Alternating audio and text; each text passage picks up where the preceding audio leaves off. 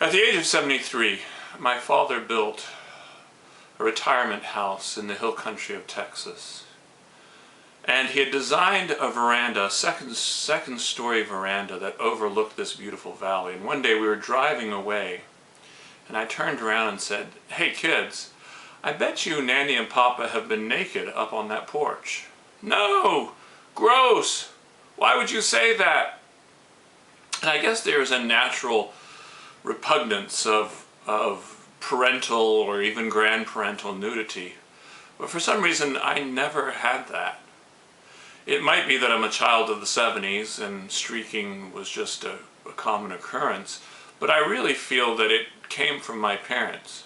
Now, my parents were in no way children of the 60s or 70s. They were very traditional in their morality. In fact, unmarried couples, whether they were 20 or 50 or 80, would always find themselves in separate rooms if they were staying at Linden Lee. But there was a very comfortableness about being naked. My parents skinny dipped in the backyard when we were growing up. I knew that. They weren't exhibitionists. I don't remember if they told us not to come out, but we knew it was happening. And when I was in college, my first year of college, I was an art student, and I had photographed myself, or had someone photograph me, lying naked in Cypress Creek. And I was just sort of partially in the water, and I had put mud on my hands and my feet, and my friends had poured gasoline all over that and lit that on fire. And the images were arresting. I mean, they were strong images, and Mom and Dad never even batted an eyelid at that.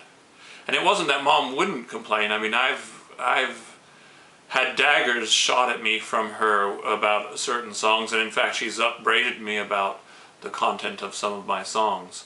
So it's not that she wasn't ready to criticize. So when my dad built this house, he built my mother a art studio in the back. Now, Mom had been doing painting for about probably 15 years earlier, and she'd done a portrait of everyone in the family, and probably half a dozen of my father. So one day I came to her and I said, "Mom, I've got this proposition. I'd like to commission you to do a full portrait of Dad naked.